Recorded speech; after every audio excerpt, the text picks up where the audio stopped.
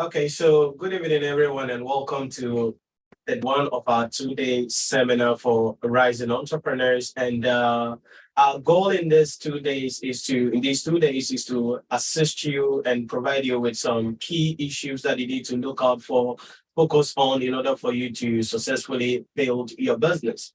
Now, I understand that a lot of you know me of or to be somebody who provides tuition for the ICAG, ACCA, but then now we are here doing something about entrepreneurship. These are the two things that are on my heart as an individual, being able to provide training to students to become chartered accountants. But on top of that, I also have a great desire to be able to assist people to build their businesses, to live life on their own terms and become successful. The reason is that, in this day and age with the economic crisis and everything going on across the world, you cannot just rely on your salary and think you will become successful or live any life that is worth living. It is for this purpose why we need to provide you with some techniques, some blueprints that you can follow so that whatever idea that you have, whatever strategy it is that you're thinking about, whatever problem that is in your community that you think you can provide solution for and also make money from, that is what we want to do in these 2 days, today and then tomorrow. Today, we're going to be focusing primarily on funding, how you can get funding for your startup. Then tomorrow, we're going to be also looking at some of the key issues that you need to look out for to run the business itself so that you can become successful. So you are welcome. We are seeing some of you guys joining us on YouTube. You are welcome. Give us a thumbs up on video. Any questions, you're going to be putting it in the comment section for us. For those of you joining us on Zoom also, you are welcome. Any questions, you put it in the chat, but there'll be a Q&A session where you'll be able to raise your hand and ask questions and provide so that we can provide you with some answers. So once again, you are welcome. And this is the day one, and we are going to be getting into our presentation in a few minutes and get excited about the discussion. Now, we asked a couple of you to provide us with some information relating to your business and the challenges that you are facing. And interestingly, we got a couple of great replies. Funding issues has been one of the things that almost all the issues that we got, funding has been an issue. Where do I get money from? Where do I get money from? Where do I get money from? So we want to provide an answer on where you get money from for your startup business today, right now, in the presentation.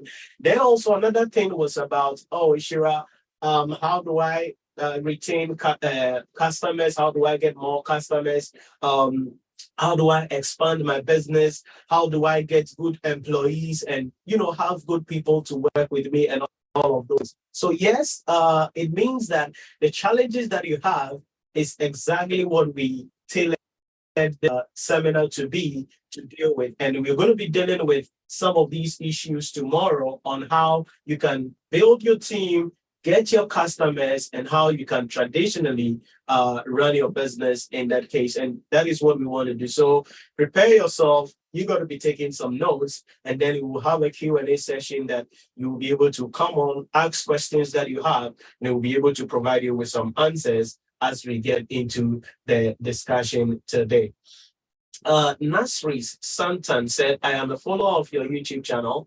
A big thanks for sharing such a typical topic explained in a simple way. Okay, that's great to hear. Narish Santan, sorry if I don't mention your name right. Good evening, and thanks for joining us. Good evening, sir. Okay, good evening. Please, when we get to our Q&A session and you are coming up, make sure that you don't have a lot of noise in your background so that we can hear you fluidly well when you are talking or asking your questions so that we can know what you are doing. Abazi Said Abada on YouTube said, hope I'm not late, sir. No, you're not late. We're just getting started, so you are welcome. Give us a thumbs up on the video, and also let's see. We're going to be starting as we're going to be having some late comers joining in later on, definitely though. But we're going to be starting anyway. So I'm really excited about today's session because, like I said, funding is very crucial that you need to look out for. You have a good business idea, maybe you have a business plan, or maybe you're even running the business, but you need money to buy new equipment, you need money to establish a new office, you need money to pay your suppliers, you need money to, expand and grow the business. Where do you get the money from, and how do you get the money? The answer to these two questions will be provided in the next few minutes as we get excited into our presentation today. And I'm very excited because the facilitator for today's session is actually a mentor of mine, someone who has really been in the funding space, has assisted a lot of businesses and companies in doing what he's going to present you with today. So it is my goal, my objective that you really pick a lot of nuggets here so that you will be able to go in there and be able to start getting the money that you need or you require to be able to build a business that you need to build. He is Mr. Siegfried Kofi Silverman. He's going to introduce himself, but I just want to give you some rundown about him. He's an award-winning CFO in Myanmar.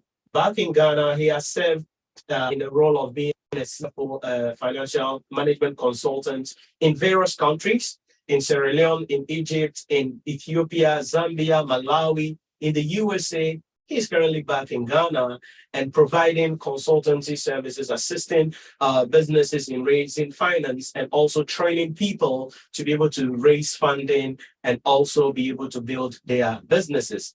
This is his field. Funding is what he lives. Funding is what he breathes. So he is going to really provide us with a blueprint that we need in order for us to become successful and build a good business. So without wasting much time, I'm going to invite Mr. Silverman to take the stage now and be able to get into the discussion with us as we get ourselves prepared for the day. So, sir, the time is yours. We're ready. Well, thank you very much, Nhyira. Thank you. It's an honor to join this laudable program and the ideas that are going to be shared over here. Right. You have done a great job by organizing this free seminar, and we are going to share a lot of information over here. Yeah, thank you very much, Nhyira Sultan. Yeah. I'm sure maybe we have met before or maybe on the internet, I'm sure. And I could see Rahul WebDukes, which is our internet provider or a software internet and then a web-based developer. He helps us a lot. Yes. He's from India. So a lot of people that we know as we journey through this, our development. So thank you very much. Okay, so without much ado, let me just share my screen, please, if you allow me here to share my screen. And then we will start. Yeah, like Nhyira has said, and we know each other for a long time, and then we've been assisting each other. So I am not a mentor per se, but we are good friends and have been assisting each other in the various levels. So I run these small training institutes, which I use to support businesses, especially in business development, training, and then also accountancy and financial training and the rest. So I'll take you through quickly, then we'll move into the sessions. Okay, so the Silverman Financial Literacy Institute is we know it. I have put all the information over there. Our mission is to reach enthusiastic learners with financial, personal, and business education. Yeah, those are the things that we do. And then we actually have a Silverman Company Limited, which was a licensed publisher in one of the countries that we work. So we publish books, educational books also, and then we sell. So out of this, we established the Silverman Financial Literacy. So what we are doing today is only sharing financial literacy information, which will benefit all of you. We specialize in microfinance, finance, accounting, and personal development like that. Okay, so today, I think I have jumped too quickly. We will look at the introductions that we have done already, and then we'll look at the introduction of the facilitator, and then where we are all trying to get into is the SME and startup funding sources. Which sources shall we be looking at? Then the part 2 will be requirement for SME and startup funds. Then part 3 will be investor contacts and due diligence process or due diligence, which many of us don't know much about. So we'll talk about it. Now, who am I? So our facilitator or our coordinator has already introduced me. So I'm Siegfried Kofi Badago. And in 2020, I was awarded as the Chief Financial Officer of the Year in Myanmar, where I was working as the Chief Financial Officer for one of the microfinance institutions, a Singapore firm that I work for over there.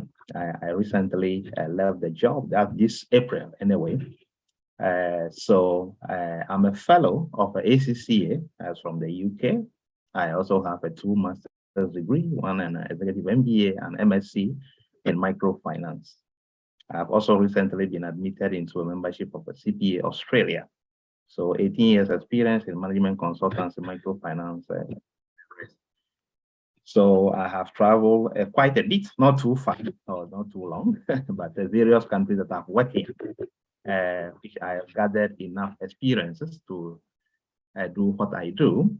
And luckily too, I'm gifted writer. So I do write, and then we have few books that we have published. That's about me.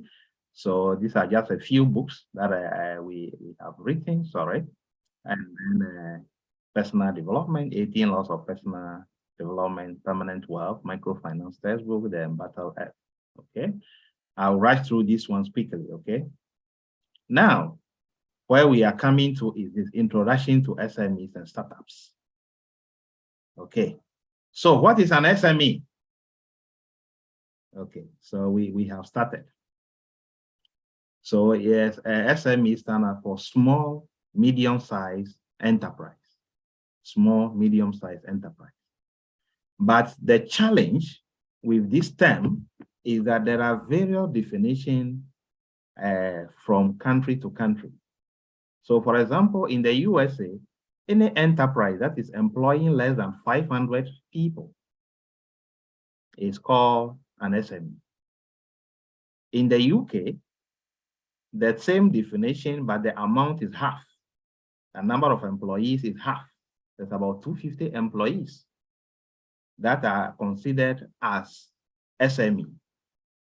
If you come to the EU, European Union, then they're breaking it down into the number of employees and also the value of the business. So let's look at it. So the EU, the turnover of a medium-sized enterprise, which is between 50 to 249 employees, should not exceed 50 million. So the turnover, that is the sales for the year, should be about 50 million euros. And that of a small enterprise, the employee should be between 10 to 49 employees, but the turnover should not exceed what? 10 million euros. While the micro firms should have less than 10 employees, and their turnover should not exceed 2 million. You see that there are already divergent definitions from country to country. Now, when you come to Ghana, we have the National Board for Small-Scale Industry. Recently, the name has been changed. So it is now called Ghana Enterprises Agency. And this is the one which regulates the small, medium enterprises. Now, they also look at the turnover and then the assets and things like that. So let's look at the table below. So a micro enterprise is having an employee between 1 and 5. And then your turnover should be less than or equal to $25,000. And then your assets should also be less than or equal to $25,000. If you are a small enterprise, you must have employees between 6 to 10 with a turnover between $25,000 to $1 million.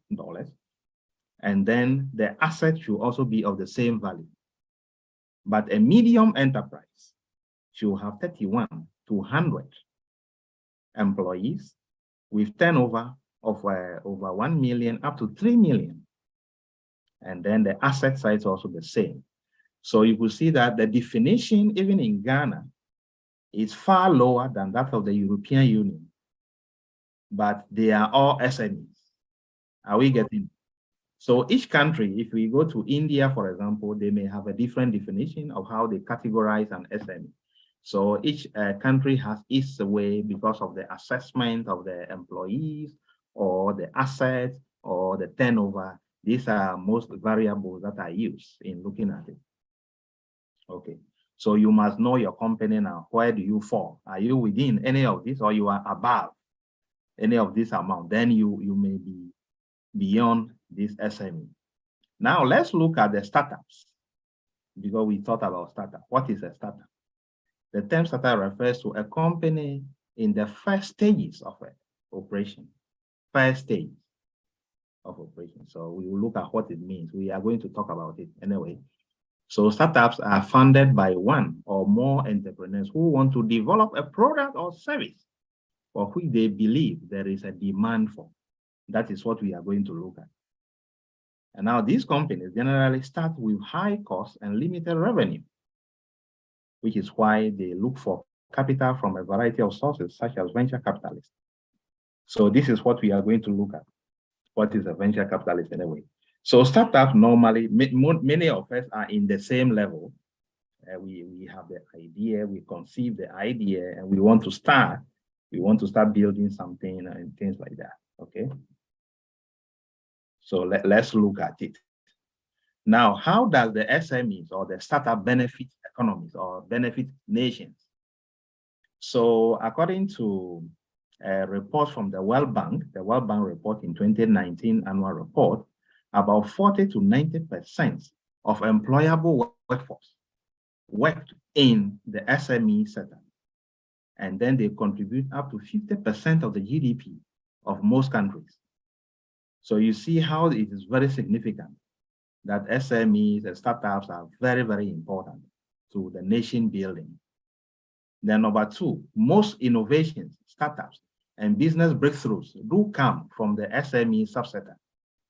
You know, people who come with bright ideas, new ideas, innovative ideas, and the rest, they come through the SME sector. Then number three, the youth and the young adult easily get inspired by the leaders of SMEs and also get their employment. For example, Elon Musk, we all know about him, Tesla man, now the richest man on earth. And Mark Zuckerberg, the Facebook man. You know, these are people who motivate a lot of the young adults or young people so that they can also take into developing their business ideas and the rest. So in many countries, the government try to regulate this sector so that they can also assist them to come out with how they can best operate so that they can help the economy. Okay. However, there are issues. What are the issues? So most of the SMEs face challenges. What are the challenges of the SMEs or the startups? We will put all together into the startups or SMEs, okay? So if I use the SME interchangeably with a startup, you must know that I'm referring to the same thing. Now, you see, SMEs often have a limited track record in raising investment and providing suitable returns to their investors. So the reason why you might not be getting money from your investors is that you don't have a track record.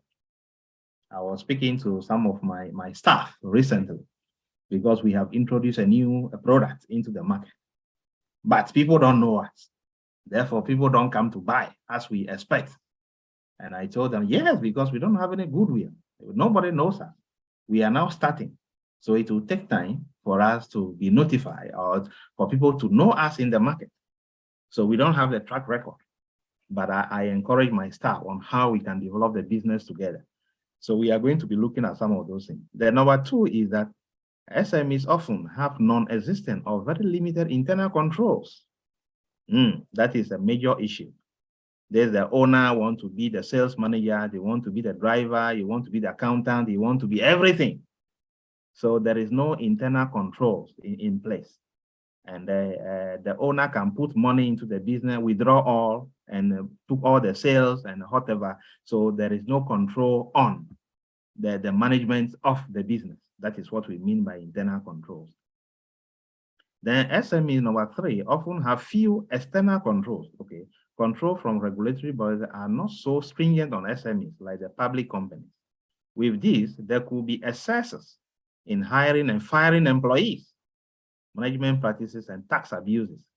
So sometimes, most of the SME leaders or owners can just employ you by word of mouth, and the next day they fire you by word of mouth. They don't have a employment letter or an offer letter given to you. They will not pass through the proper procedures in dismissal of their employees. And so there are always abuses in that sector. That's what we mean. And also tax default and the rest will happen in the SME sector or the startup sector. So SMEs often have one dominant owner manager whose decisions face little questioning. That is another issue. Yeah, so there is one dominant figure in the company. Then SME often have few tangible assets to offer as security for their loans, So if you are going to take a facility, for example, they want you to provide some security, but you don't have any tangible assets to use. So we'll see how we can go around some of those problems. Or can't or wouldn't hire qualified expertise to manage the affairs of the business. So it's also coming down from the number 3 also. So they may not like to hire qualified expertise because they might not have the resources to pay the salaries, or they are also afraid of the expertise coming in order to manage things around them, which they may not like. Yeah. Okay. I wrote on my Facebook, I think about a month ago, about how I was sacked from an interview.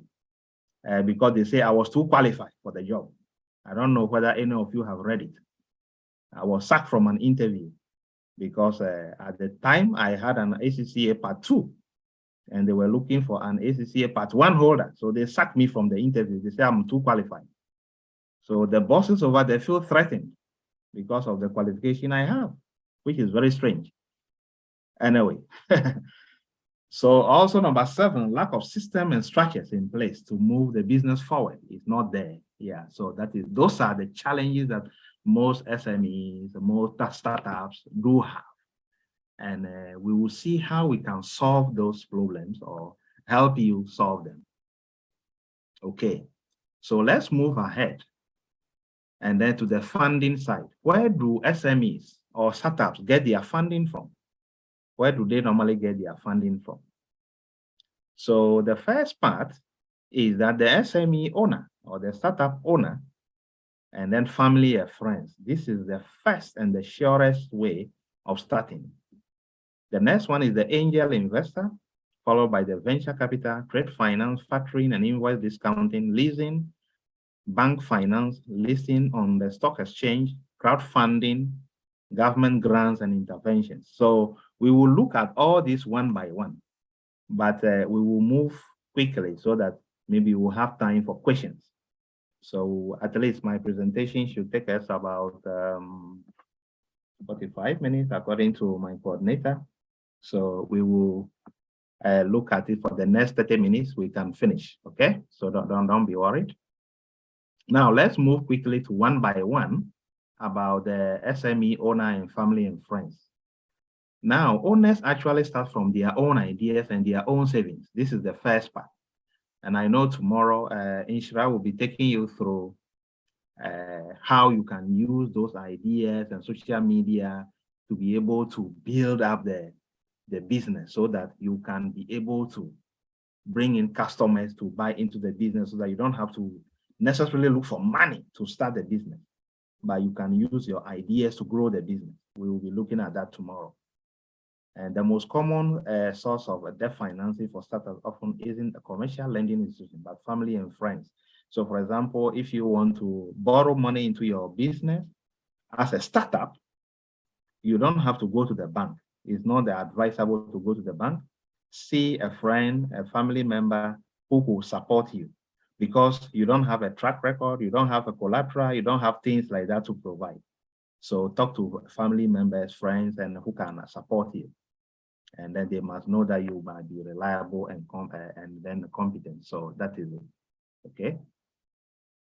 Then let's go to number 2, which is the angel investor. We have been hearing this term all the time.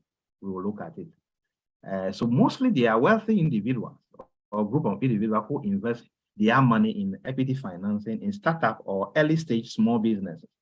Okay. So they usually provide equity or second round funding. Now, the way second round funding is that you have started small yourself, but the next stage of your growth is where you need them. Maybe you have already developed a product or you developed a service that you want to provide for your own small savings or whatever. Then you need them to maybe to market the product or maybe to grow the business or something like that. That is what we call the second round. Okay, that is where you need these angel investors. So they are mostly individuals who provide this sort of financing for businesses. And they might not be interested in managing the business for you. That is, they will not have the expertise to manage the business, but they can provide you the seed money or the startup so that you can grow it, so that you share the benefits with them. Mostly it is like that. So we will be looking at the difference between the angel investor and also the venture capital. We will look at it later on. Now, another source of finance that you can consider is trade finance. Sometimes I call this, there are various names of calling it, but if you are somebody who buy from outside the country, or maybe you export or you import or things like that, you may do this sort of a trade finance, like you go to the bank guarantee, letters of credit and things like that. Some of these things could help the business so that you can be able to do your import or export if you are dealing in them. So you can do the trade finance and then you talk to your bankers, they'll provide letter of guarantee, letter of credit and things like that, supplier's credit. You can also buy some of your things on credit. For example, if you are a food seller, you go to the one who is selling rice or selling maize or things like that. You buy in bulk, but you pay in a month later or 2 months later, things like that. It's also part of trade finance, okay? So that is also good. You can use that in place of taking physical cash. Yeah, another one, factoring or invoice discounting, but this is not common in our, okay, if we are from the developing countries, it's not very common, but it is coming up gradually. It's factoring. Factoring is when a business sells its invoices to a third party, and then the factoring company controls the sales ledger and collects the debts. Okay, for example, somebody is owing me, and then the person is supposed to pay in 2 months' time, but I need money now. So I will approach this factoring company. Maybe they will give me about 50 or 70% of the amount that the person is owing me. Then they will take over the collection of that money, and then they will recover it, and then they will take their portion from it and return the rest to me. That is why they do it. Invoice discounting is also like that. You can, if you receive an invoice but the payment is not coming, you can collect the money in advance, and then later on, the institution will collect that money, and then you do it. So that is how it is done. But it's a bit complex. In the UK, it's very common. I studied from the UK. It's very common over there. But in Ghana or maybe in other places, maybe India, we could have some example from India. Maybe our friends from India could tell us how it operates over there. Okay. But let's move forward. Leasing. This is the area that many people don't consider or is not being patronized, but I think is a very good source of funding. They may not give you physical cash, but you need some equipment for your business, or you need a vehicle for your business. Maybe you are into distribution business, but you need a haulage vehicles. You can approach the leasing company. They will assist you to buy the vehicles for you. Then you pay on monthly or quarterly basis whilst your business is moving on well for you. I have done a business plan for a water producing company recently. They were looking for a haulage vehicle or to be moving their water. They do bottled water, and then they were thinking of getting a loan from the bank. Then they will use the money to buy the vehicle. But I advised them that no, approach a leasing company directly. They may ask you to pay 15 to 20% of the value of the vehicle. Then it's given to you. Then you will be using it. Then the rent is spread over maybe 3 years, 4 years for you because a new vehicle. And it is better than looking for the bank loan, which might not come as a physical cash for you. So they were able to do that, and then they got the vehicle and they are using. So it's a very good way of funding your business. It's not the physical cash you are taking, but you have the equipment, you have the vehicle to do move your goods around. Okay, so you should consider that as part of your managing your funding in the business. And this one is the bank loan. We all know. Most of us talk about bank loans all the time. This is an area whereby you have to take a loan, but they will ask you for some collateral and you pay some interest. Is spread over some period, or we call it you amortize over a certain period for you. So this is very important and can be helpful to many people as well. But mostly the banks may not give you early stage money. They expect you to run your account for a while or run your business for a while.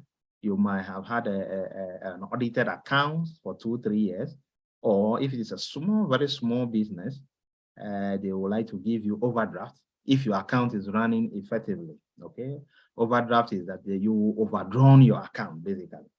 But even that, they may ask you to bring some collateral and things like that, or some terms are there. So bank loan, there are various forms, but in general, we call all of them bank loan. It will be for your car loan, your home loan, educational loan, personal loan, medical loan, travel loan, whatever. There are various forms, but all may come in the form of a loan. Okay. Now, the venture capital, we know we have been hearing the term all the time. So this also looks like I described in the previous one. I talked about looking for a wealthy individuals. These venture capitalists are also a private equity firm, and then they normally also provide capital to startup companies and small business that are believed to have long-term growth potential. This is the key thing over there. And the venture capital generally comes to well-off investors, investment banks, and any other financial institutions. So you could see, you see the picture down there. Somebody over there say, his name is Sam. He has super idea. He asked bank for a loan. He was rejected. Then he see venture capital. The lady is called Sue. It looks like Sue, but it is Sue in Asia. Okay. So Sue tells Sam that, oh, the idea is good. I'll give you 1 million. So Sue has given 1 million to Sam. Okay. So the business of Sam started growing. And then so Sue owns 60% in the business and Sam owns 40% in the business. And then the product of the business is going on and going on. But Sue decided to move out from the business. So Sam Incorporated sold the business for $25 million. Something like these are various stages. We haven't gotten there yet, but we will talk about it. If somebody wants to exit your business, for example, the person has invested in your business, but after 3 years, 5 years, the person wants to exit. We call something exit strategy. We can help you also to plan towards that. The person wants to exit. How do you exit? Maybe you have to bring in a new investor or bring a new, or sell the business or get a new person to take over the shares of the one who wants to exit, basically. Okay. So what is the difference between the angel investor and then the venture capital? The first one I mentioned is that the angel investor is always an individual, it's a human being, while the venture capitalist may be a company. Are we getting it? Now, the transaction sizes for an angel investor is smaller. We just use this as an example, $1 million and $1 million as an investment. That's an example. But most venture capitalists will go beyond that 1 million. It is not saying that everywhere you get the same thing. So get me right. What we are talking about, the transaction sizes for the angel investor may be smaller, maybe 50,000 or maybe $20,000. But if you go to a venture capitalist, it will give you higher amounts. That's what it means. Now, usually has other full-time jobs. So angel investors, they have, for example, I can be an angel investor, but I'm a full-time working somewhere else, and I can choose to come and invest into your business, okay? So I have my full-time job. But the investment, venture capitalists have investment as their full-time job. So it's a company, therefore that is what they do as an investment banker, okay? And then the angel investor usually isn't involved with your company. That is, they will not come and take a board seat. They want to be a manager in your company or a director in your company. They don't have the time for that. But for venture capitalists, they may like to take a board seat, to sit on your board as a board member. Okay. And then they may like to want to bring product to market. Okay. Angel investor may like to know, let your product come up and the things like that. And then the angel, the venture capitalists may also like to scale the existing offering, and then they want a large return on investment. So they want a large return. That is venture capitalists. And then they may also prefer to go public in the future. That is so that once your business go public, what it means is that the business should be traded on stock exchange. That is the meaning of going public. Okay. But for the angel investor, he may not be interested, and he may like to continue with you long term, but at some point may like to exit, maybe to sell it, to sell the shares or in the business. So these are the basic differences in between the angel investor and venture capital. And I know most of you may have questions around it, so you can be getting your questions ready, and then we will look at them. Now, the last one that we could talk about is the stock exchange. That is, after the business has grown to some point, you may now like to go public. That is to list on the stock exchange, which is very common. But before you do that, many people do IPO. That is the initial public offering. That is that the shares will be sold to some investment banks or investment brokers, okay? And then they may buy the shares upfront, and then they will in turn trade these shares on the stock exchange. That is the way we do it. So that's why we call it initial public offering. Okay, so there are various stock exchanges. We have Ghana Stock Exchange. I took this picture from Yangon. That's Myanmar, where I was working then. So Yangon Stock Exchange. And so it is also a process, but this is an advanced form of somebody. This company might be operating for more than 10 years or something. There are requirements for each of the stock exchanges. So you may like to check the requirement for your country. You might not qualify as a startup when you go to them. You might not qualify. You must run the business with an audited account, some board members in place and things like that. Will be having profitable for about 5 years or things like that, you know. So, but these are the advanced form of funding for your business, basically. Then this one is very common now, but gradually it's coming to Africa as well. Crowdfunding. Most of you might have heard about it. You might have heard about GoFundMe, Kickstarter, Lending Club, and things like that. So this is the way that you can raise money through the internet by putting your goals or your programs online and then seeking financial support for your business. Okay, so funding a project or venture by raising small amounts of money from a large number of people. This is why it is called crowd, then the funding.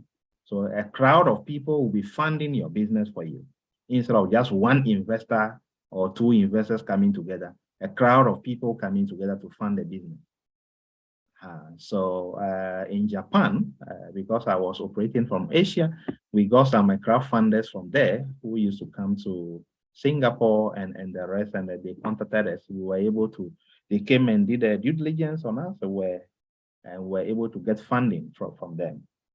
So there are various funds. So if you have chance, Google them or find, especially GoFundMe is a common one where people are looking for maybe school fees, they have a health problem, they want to go to the hospital for operation or things like that. They normally put their proposals on GoFundMe, and then people contribute maybe $10, $5, $10, $15, $20. By the end of maybe a month or two, they might have gathered about $20,000 or so to do whatever they want to do. Okay, but you must have a compelling presentation to show that you will really need the money. So crowdfunding is also another way of funding your business costs. There is another one called Indiegogo. I didn't put it here, Indiegogo. Just for bright ideas, or you have some IT infrastructure or something like that. You want to show it up, and then people can buy into it and contribute money to raise the initial capital for you. Okay, so that is another good area for you. Okay, then government grants and interventions. In various countries, the government supports the SME and then the startup funds or startup businesses. Either through technical assistance, which many people don't regard, but you know, you are a marketing person, but you might not have the accounting skills to develop that part of the business. So you need some technical assistance. You can also hire a chartered accountant. For example, you don't want to hire me because I would like you to pay me some dollars. So you don't want to do it. So then you may approach those government agencies, for example, TVET. TVET in Ghana is a technical and vocational educational trust or something like that. There are various types in various countries. So they could provide you those technical assistance and the rest.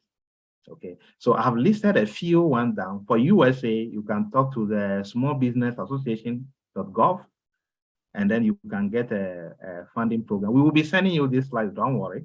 We'll send them to you. In the UK, they have the smallbusiness.co.uk, and then they also support small businesses. In Ghana, for example, we have the Ghana Enterprises Agency, formerly called NBSSI, and then they have about 3 types of funds working at the moment. They have GSME grants, in conjunction with MasterCard Foundation. They have Kabuz Fund. In Myanmar, for example, they have the RBF, Myanmar.com. Yeah, so there are various sources that we can talk about, and there are also new banks being set up. For example, in Ghana recently, the government has set up the Development Bank of Ghana, which is now setting up to assist young entrepreneurs who have bright ideas so that the banks can support them. They have selected 3 banks that can help them in this regard. One of the banks is Consolidated Bank of Ghana. So you can approach them. You want to know much about this fund, and they will be able to assist you and all that. So those are the sources that are there. Now, we have come to part 2. I think I will finish before we ask questions. Would that be fair? Or we can be asking questions along the line? Fair, sir. After that, then we can take the questions. Okay, okay. So part 2 is where what do you need to get that fund? What do you need? I mean, there are some requirements from these investors and the rest, okay? I'll be brief about it, okay? Now, your ideas and your dreams must become a business plan. That is a requirement. All your beautiful ideas that you have, they should not remain in your head. Put them on paper. That is what we call a business plan. So you need to develop your ideas your dreams into a business plan. That is the first thing.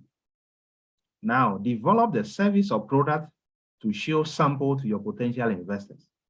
So, for example, if you are looking for investor to invest into a pure water business for you, and you have not even developed the sample, or you have not found that the test of the water or things like that, how would the investor invest into you? Or you want to develop some IT product, but you don't have a prototype, so to speak, or however you call it, or a mock of the product or the service, okay? Or you want to develop a software. You must grow something that you can show this investor, so that the investor will show interest in what you have, and then they will be ready to invest into it.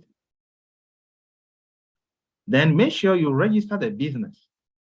You can also be an individual in any case, but register the business so that it will be legalized, so to speak, in the laws of your country. It should be registered, okay? Don't just be an individual and then you want to do everything like no. Let it be registered, okay? Then have a basic system in place. Now, when we talk about a system in place, I have, because I've been consulting for various companies at the SME level, you go to some companies, they don't have any system in place. They're still using paper to record everything, and no accounting software or marketing software or things like that. So there is no system in place. So the owner can come in, take money, and then somebody will pay somebody on cash basis, no record of it. You know, there is no record of their transaction. Recently, I was calling to prepare an account for a pharmaceutical business. And then I have to build the account from the start. For the past 10 years, they have never prepared an account. They have never prepared an account for the past 10 years.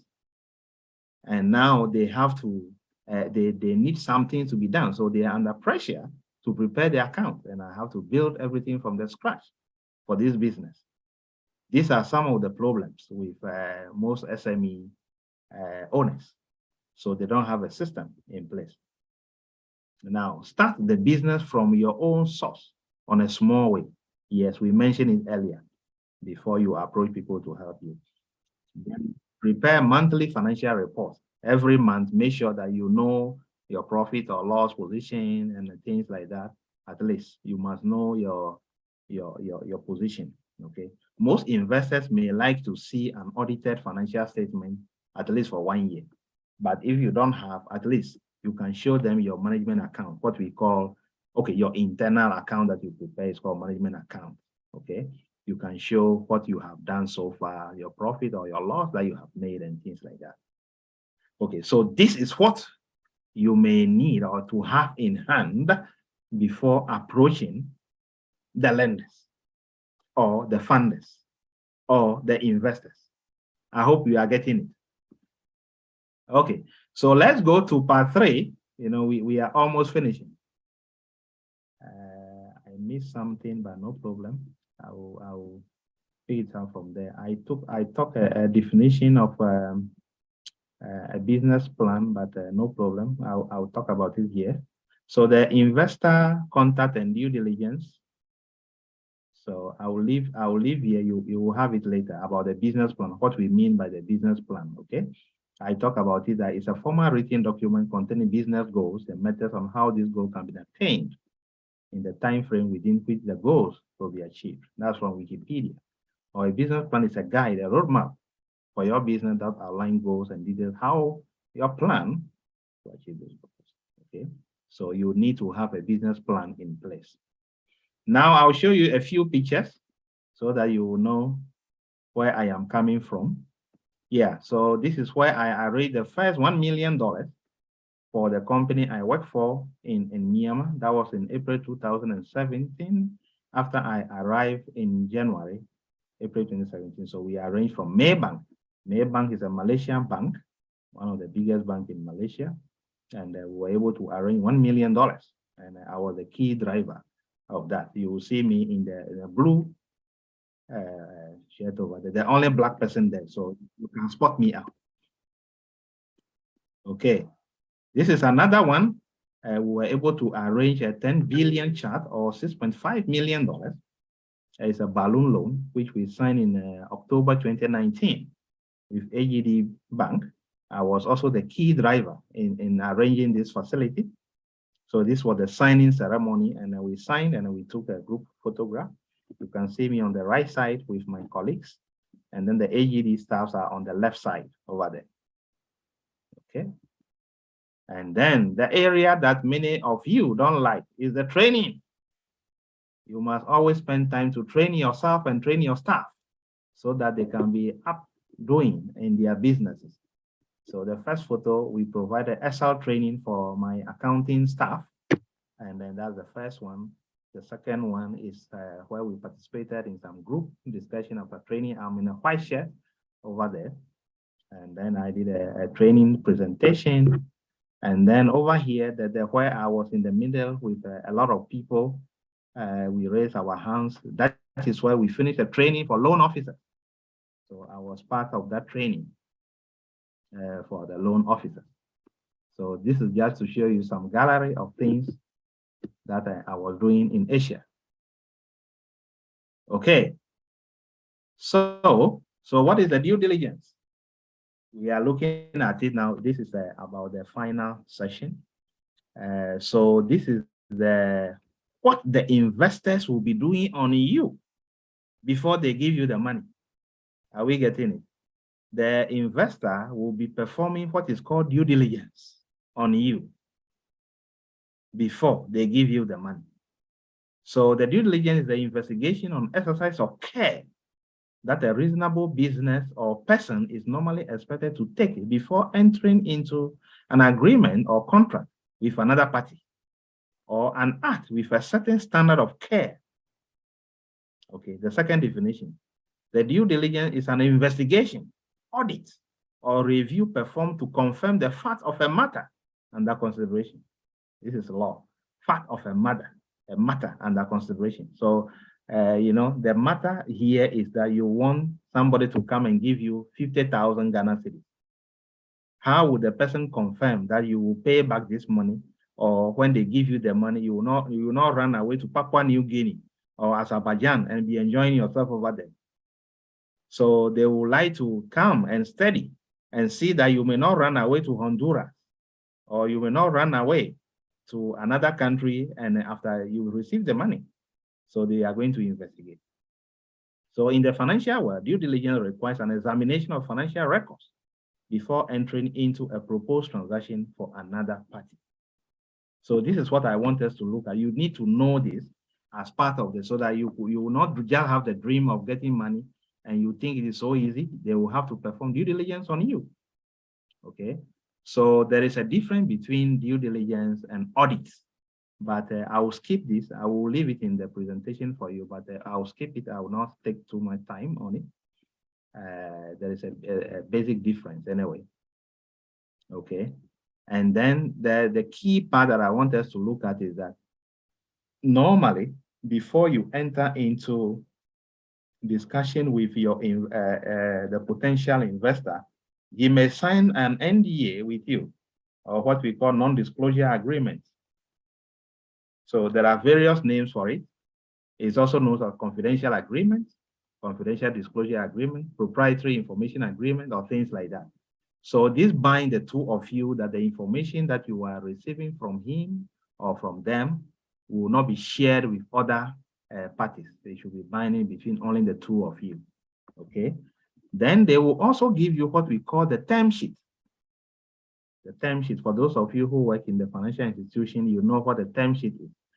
So it's a bullet point document outlining the material terms and conditions of a business agreement.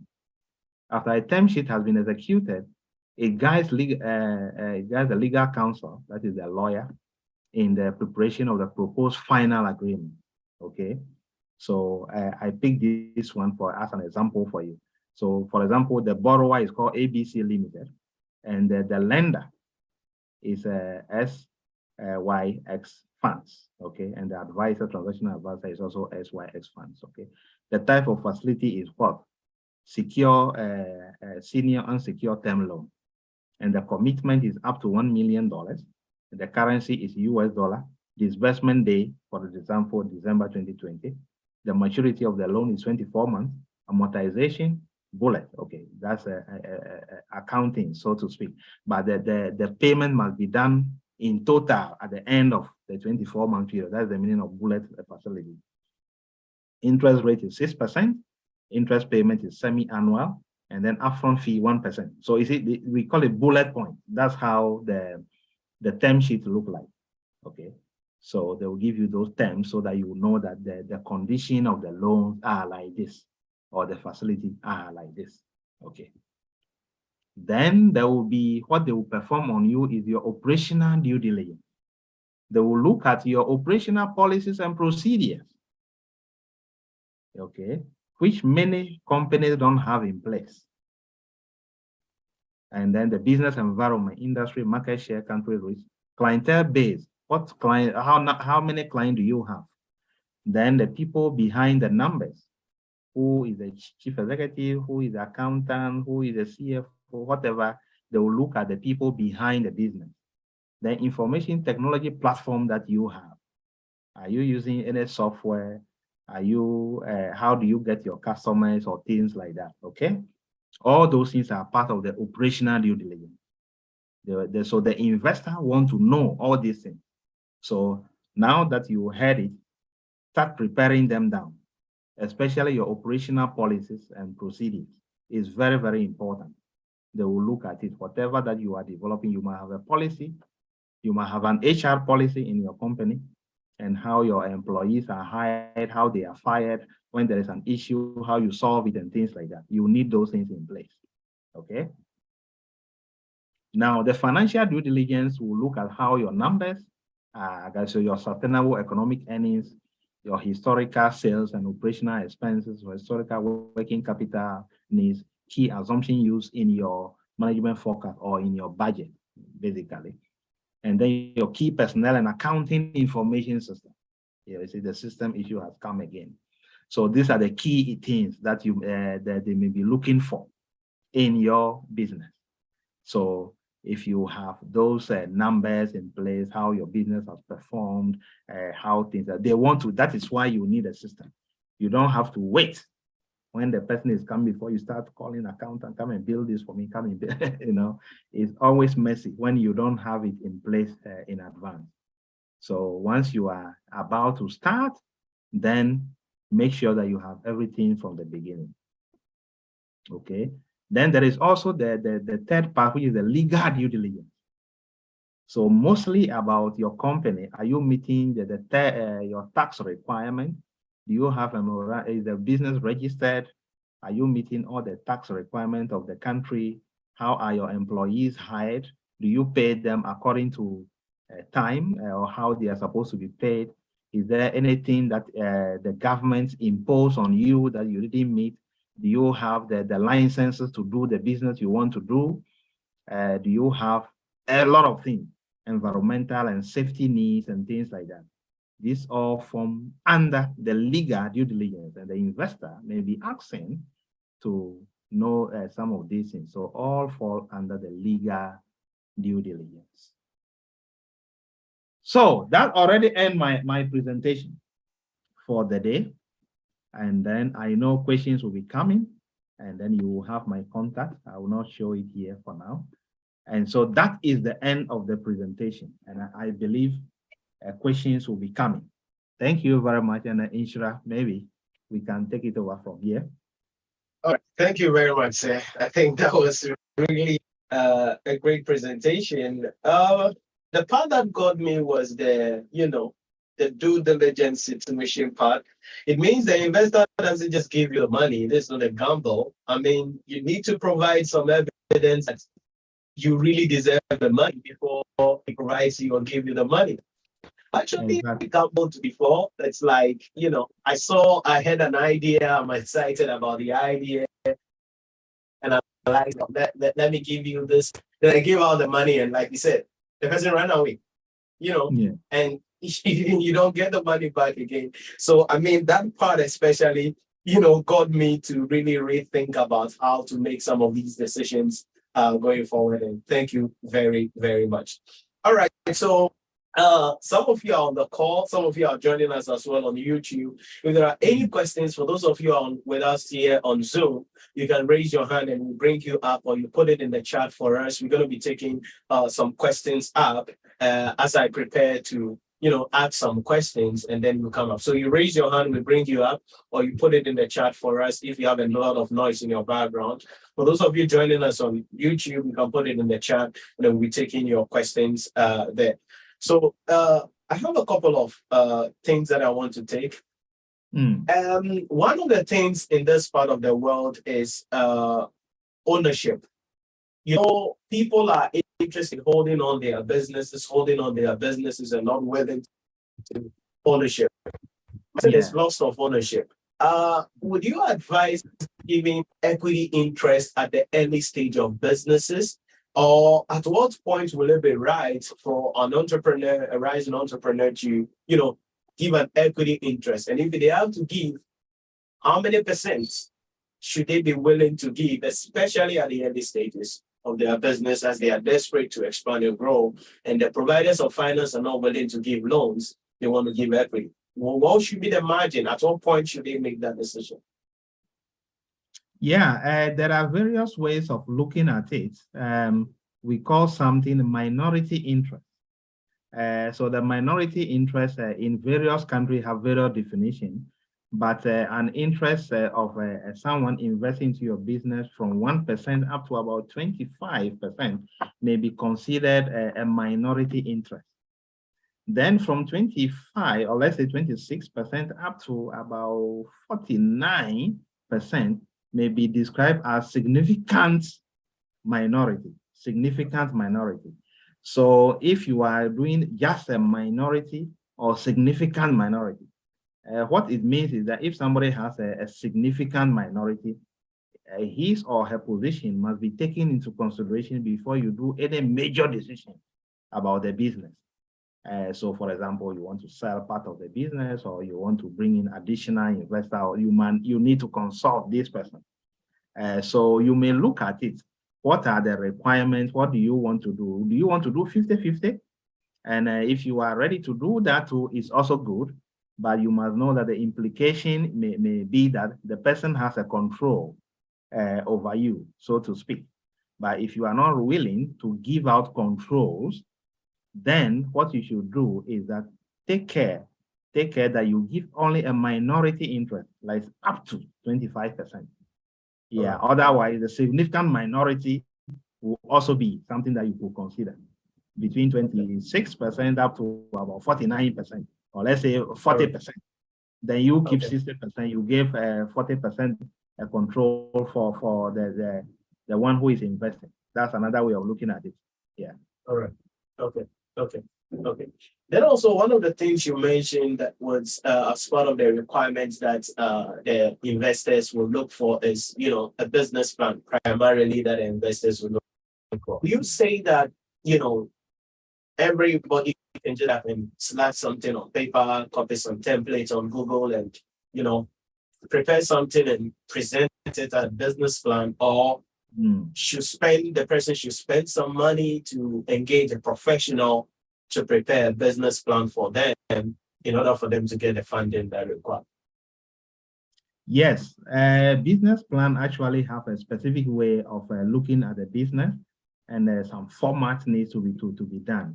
The first part is that you need to do like a 4 to 5 year financial projection about how you want to see the business going from now up to the next 5 years. That is the key part. I call it the skeleton part of the business. So you need to do that. Then you have to now add the meat or the flesh part of the business, which will be the write-up about the market analysis, the competition analysis, and things like that. And then how do you fit into the competition that you are entering in the same industry that you want to launch your business, or things like that. So all those things will come into the business plan. So you may need someone who has the ability to write business plan, mostly accountants or financial people who do that. So it is advisable that you seek advice. It might not be so expensive as people assume, but there are ways. I, for one, I do many for various small businesses, not too expensive. So we can also be contacted when the need arises. We can support. Yeah. Okay. Thank you very much. Then my last but one. Then I see one question here. Let me bring it up. For those of you who are with us on Zoom, if you have questions, please raise your hand and we can bring you up, or you put it in the chat for us and we'll be able to take your questions as well. Rahul said, our friend Rahul said, is it important to file a patent for business? Patent for businesses. Well, what's your take on that? If I will share something. Yes, it is important. If you have developed a product or a service that you feel it is unique, or maybe the brand image of your business that you feel it is very unique, go to the registrar of patents or whatever and register it, depending on where it is authorized to do so. In Ghana, for example, Registrar General is able to do that for you. I think they have changed the name recently. Formerly, it used to come under the Copyrights Office. So you can register your patent so that nobody copies your product or your services that you have developed. Yeah. Right. Okay. So yes, I think the patent is very important because it's not just about the product that you have developed. Sometimes just the name, the logo, the brand. Coca-Cola, for instance, just the name Coca-Cola, it's worth about $50 billion. If I'm not mistaken, the last valuation is worth about $50 billion. So it is very important that you trademark it and you patent it out. And if there's an idea that is something exclusive to you, quickly you protect it. That way, what will happen then is that if somebody wants to do something of that sort, the person would have to come and buy copyright from you, and that is a source of revenue from you. Or if someone even does it without your permission, you can sue the person for the person to stop. Recently, I don't know if you remember Meta, when Facebook changed their name to Meta, there was a company already called Meta. So that company sued Facebook because they had been in the business and had that name Meta, trademark and patent. And so they sue Facebook and they are like, okay, if you are willing to let us go off the Meta, give us some money. And I think that issue is still in progress to be settled. So yes, it is very important to have the patent for your business or have a trademark for the business. That is very, very important. Okay. That's okay. Great. Thank you. All right. Kofi Boy, your hand is up on Zoom. Please unmute and then hit us with your question. All right. Thank you, Nhyira, for the opportunity, and greetings to our prof. Greetings to our colleagues as well. I'm very much grateful and appreciative for this very wonderful program we have organized for we young entrepreneurs. Listening to the prof, especially in the area of the sources of funding, I was looking at very much particular about the angel funding and then the venture capital. Yeah. Why I'm talking about this is because I have myself tried to raise money from individuals, sometimes from companies, funding agencies, and all of that for a period of about 3 to 5 years now, and none of them work. One of those is a document, let me call it a strategic document that I wrote about a solution to the Galamsey menace. And I was trying to contact entrepreneurs and then like-minded people to come together and then find a solution. And it's a very detailed document that if you don't mind, maybe after the program, I will share to you, because it was kind of looking at bringing the miners together, especially the small-scale miners, and then pulling resources together and kind of forming a large-scale company. And they run it instead of them, the government stopping them. They are not working. And I live in the Western region from the how do you call it, the mining areas, and I know how this guarantee stock has affected individuals, people, and it is even creating, a lot of social vices, robbery, and all of that we normally did not see before. So I sat down and then came up with that concept. I contacted them at a point. I had someone that was ready to link investors to me if I'm able to, do my local organization and bring the miners together. But it didn't work. So I think with these two concepts in our country here, it's not working. It's not working. So I don't know if maybe you can throw a little bit light on where exactly we can go. And then government agencies have tried so many times when you go, it's all about politics. And if you don't know anyone, that will recommend you to those that are manning those agencies. No matter how brilliant idea you present, it will not even get to the table of whoever is in charge before for them to even look at it, and then they will either accept or reject your proposal. So that is my worry. All right. Okay. Thank you, Kofi. All right. Okay, I think we've lost Mr. Silverman, and I think he's going to come back. And let's see. Okay, so about the issue relating to, so let me share some thoughts as we wait on him. About the issue relating to angel investors and those things. Yes, there are, as you mentioned, there are some available here, but it's about the requirements. It's about the requirements that was mentioned earlier. Because for instance, like I was saying earlier, I saw a business idea. Someone pitched me on a business idea. It was great. I loved it. And the person was okay. And boom, I, trusted the person, not a huge amount of money, but, some amount of money. I could have, used that to buy a land somewhere. But, I gave the money to the person. And the person, boom, just like that.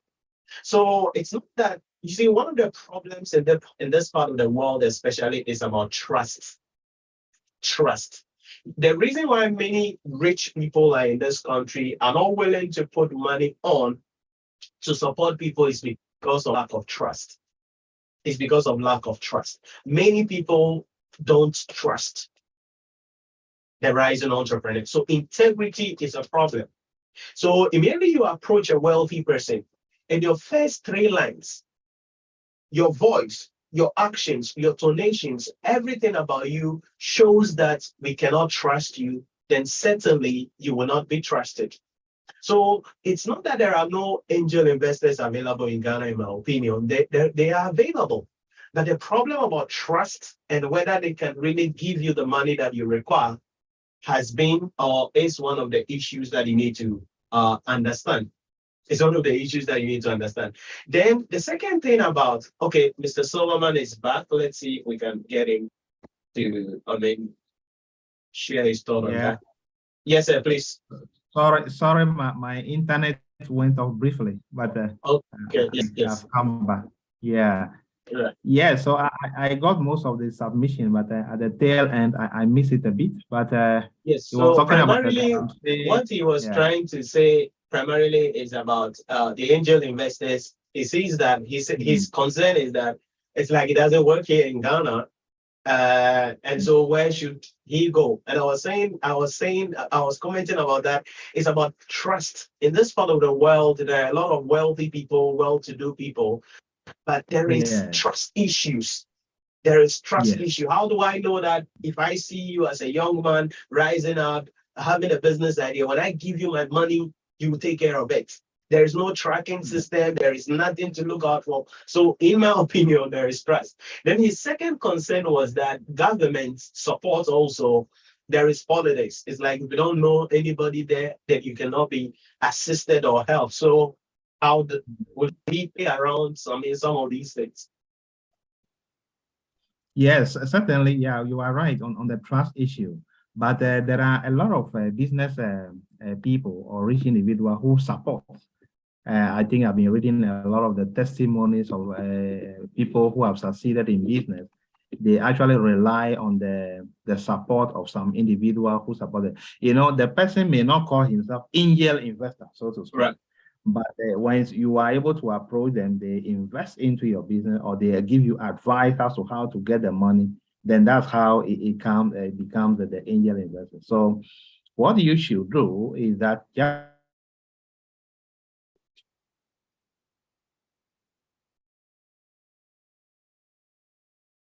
build the trust system, like Nhyira is saying, is how you have a track record, maybe your background and how your team is done. Basically, those things are in place. And then you will have somebody who will also vouch for you.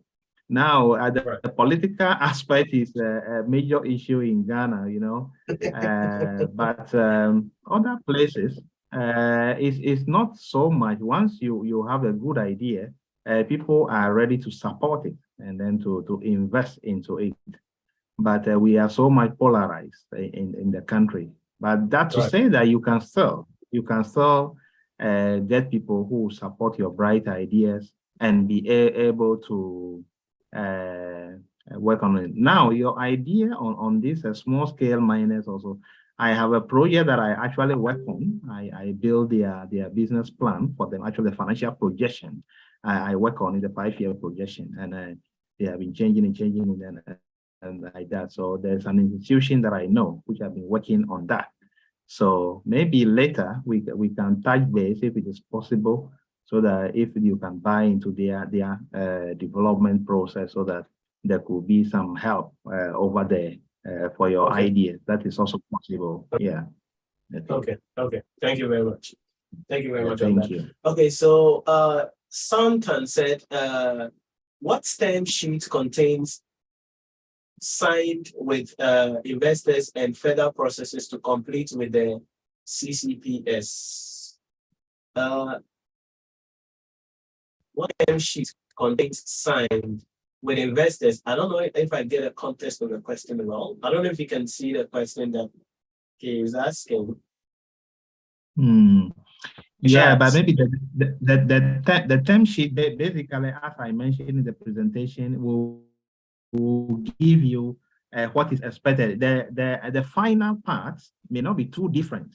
That is, the final agreements may not be too different from the term sheet. Maybe if there could be any change at all, maybe the interest rate might vary, or the duration of the facility might vary, or maybe reduce or increase, so to speak. But the basic structure of the final agreement, CCPS, that is set there, so that we can talk about it. Yeah. Okay. All right.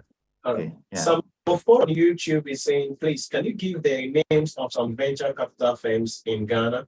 Oh yeah, you can Google that. I think we have Voice Capital, we have Venture Capital Trust Fund Ghana, we have Golden Palm Investors, we have Norfund, we have Cosmos Innovation Center, we have Alithia, a lot of them. So you just Google them, you'll be able to. Samuel, I think some of your meeting details were sent to you in your email, but then you didn't open your email because you don't read email.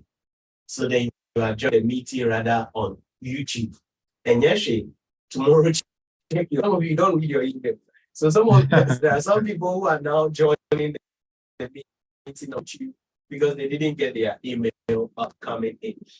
Any other questions for me, please? You raise your hand, we'll bring you up, or you put it in the chat for me. I want to share a few things with you quickly, then you share your thought, and then we can see.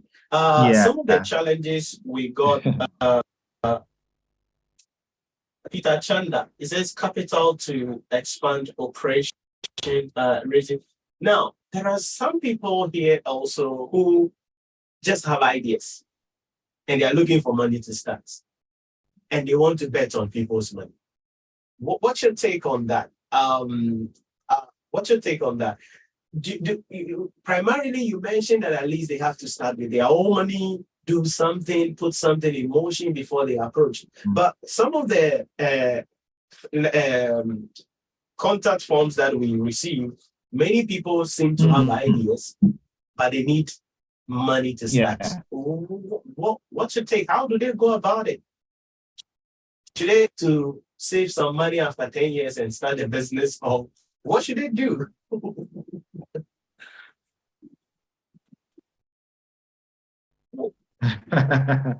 Yeah, so you have the bright idea, you know, you need to put the idea on paper, basically develop a business plan, and then try Okay. to start something small, or maybe develop the product or the service that you are trying to say in a prototype form, so to speak, or maybe something that you can show to the investor that this is what you want to do or what you are about or things like that. Okay, so this will help the investor to know that, oh, you are willing and ready to develop this idea or this business together. Don't leave it just at the thought level and then thinking that you have a bright idea and that ends it. Let it come out of you so that somebody can look at it and have a look at it and have a feel at it that you are having something in place. So that is the starting process for many people. Yeah, most people have the bright idea. It is only in their brain, you know. It is only in their mind. They don't have it in a structured form for the investor to see how the whole thing will look like. That is the point. Okay. So the beginning point is the development of the business plan. This will help you to make sure that things are working well, basically. All right. Yeah. Okay. So it means that in those cases, really, they would have to put some business plan down, and then they should start with what they have anyways. I think that is right, because personally, that is what I did. I went out, some of these venture capitalists that I'm mentioning here, I went to them, nobody was ready to give me any money, but I was really looking for money. So what I did was, okay, I have to start with what I have anyway, and I'm going to be sharing some with us tomorrow in my presentation. But then, I started with what I had. I wanted to have cameras to be able to shoot a lot of videos, but I didn't have any camera. So I have to start with my smartphone. I was using a techno phone like that with a bad audio, bad video, but I shot it anyways and started promoting it anyways, and it started growing. So I think starting with what you have at a prototype and then getting some momentum so that later on you can get the needed support is really the key thing that everyone must take into consideration and know about. Distributed. I don't know if you have any thoughts on this one. There are some people who also have issues about bookkeeping. What would you suggest in that line? Should they employ somebody at the early stages of their business, or should they learn something to be able to keep their books? What would you suggest?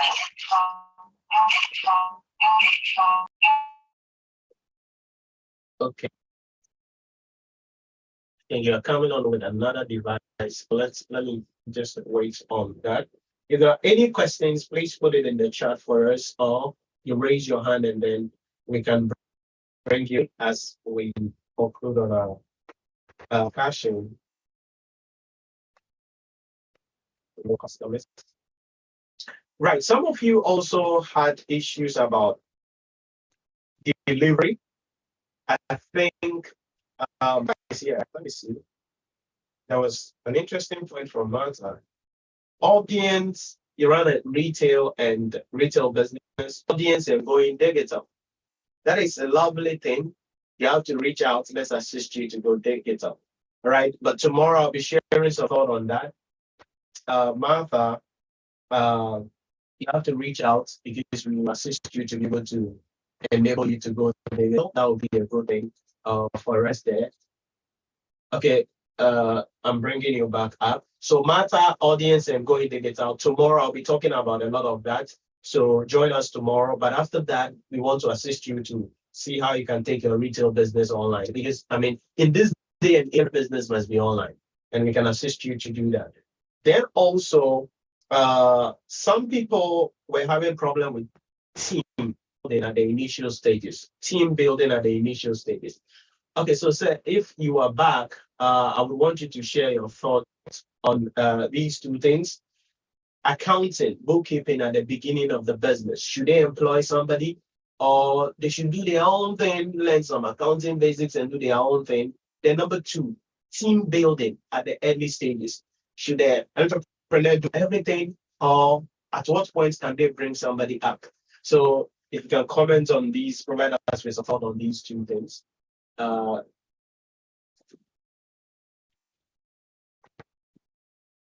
think so. Please unmute. Okay, yeah. Okay, so yes, so the first part is the accounting side. Yeah, there are several simple accounting software that can be implemented so that you can use it to do it on your own. Some are online, some too can be offline, or we call it a premise based or something like that.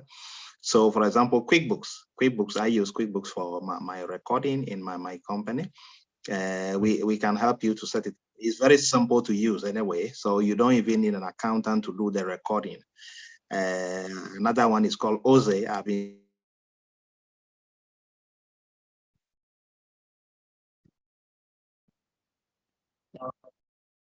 seeing the promotion online, Oze software, so that you can record on your own without employing, doing your entries. It's growing bigger, then you need a controls in place. So that's where you need a full-time accountant. But from the beginning, you only need a simple software like those I have mentioned, QuickBooks, even Tally or things like that to be doing the recording. Okay. Now the other ones that you mentioned about the employment, isn't it? Yeah. The team building. Team building. Yes. You can have one or two people who could help you. For example, maybe a sales assistant or the type of business that you are running. If it is a software that you are trying to develop, maybe you are very talented in software development, but you may need somebody who could do some network for you, or maybe a hardware type of a person that will help in the part of the business. So you need to have one or two people that will also help drive the business. Those are your key staff that you should have in place. Okay. Those are the things that you should consider. Don't do everything alone. So otherwise you can break down before you become successful. That's what happened to many entrepreneurs.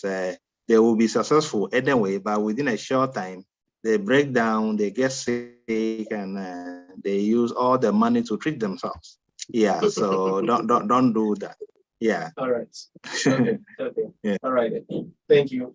On YouTube, Mustafa Ibal said, Quick and Tally are paid software. Do you suggest any free accounting softwares? I think Tally is free. I don't know. No, sorry, not Tally. This one in Microsoft Suite. How is it called? I've forgotten that. Yeah, the Microsoft. Yeah, we have we have Microsoft Dynamics, but I think it's quite. But you can there are basically not free. Not free, but the cost elements are very small. For example, I mentioned QuickBooks. QuickBooks like this, you pay like an average of $10 per month if you are using it, about $10 or something like that per month. Okay, so it's basically not so expensive. Right. Others are also cheaper. But we can also recommend for you, if we study your business and see the type of business, we can recommend some for you, because there are various systems in place that you can use by subscription based. That is, you pay something small every month, like a subscription sort of thing. Yeah, that's how it works these days. So that all your accounting systems are online, so to speak. Yeah. Okay. All right. Okay. Thank you very much on that. And so basically, I think it's not about the money. I mean, because if you look at the value that you get from bookkeeping, helping you to get funding in the future, getting loans, being structured better as an organization, knowing how much money is coming in, how much money is going out, knowing your profits. I don't think, this $10 or some are even $7 a month, these will be something that will break you up. But the bookkeeping is very critical at the beginning stage of your business to set you up to become successful. Let's see the last one. Timothy said, hello, good evening. My problem has to do with how to develop prototype for printing press. I actually started by doing research work for students in order to accumulate some funds in order to start with a bigger page. But now the timing to is not helping. Okay, how to develop prototype for printing press. Okay, so let me say prototype. What exactly? I don't know if you get a context of the question. He's saying that. Basically, I understand it. Maybe he want to develop how the whole thing will be done first before going into full operation. Okay. So to speak. So I would advise that if you have not done the printing business before, then you will need to see a printing company and see how they have developed their prototype. Maybe from the document feeding stage to the process of printing before the final printing come out. You may need to visit one of the printing companies and see how things are done.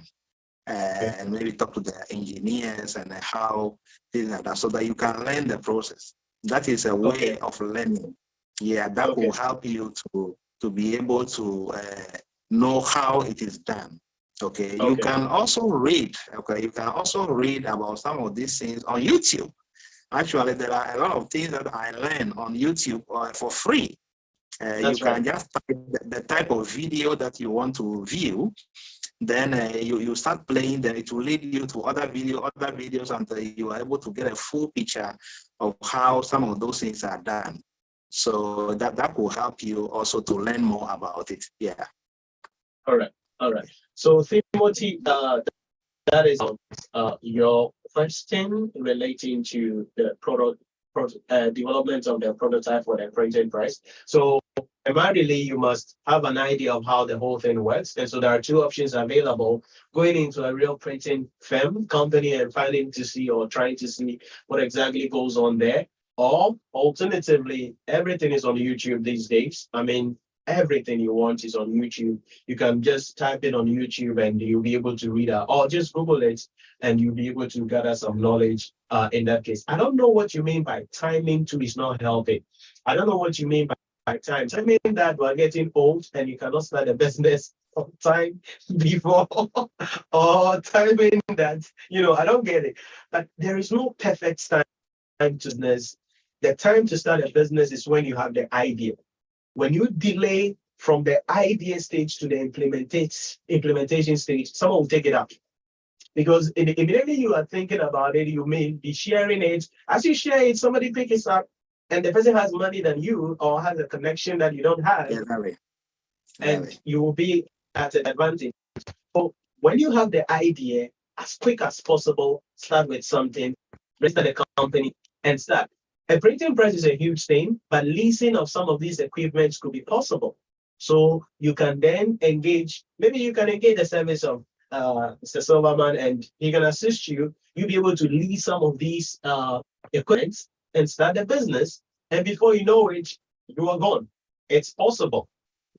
You just use the right way and then follow the right plan or approach, then you will be successful. So I think that's there in that regard.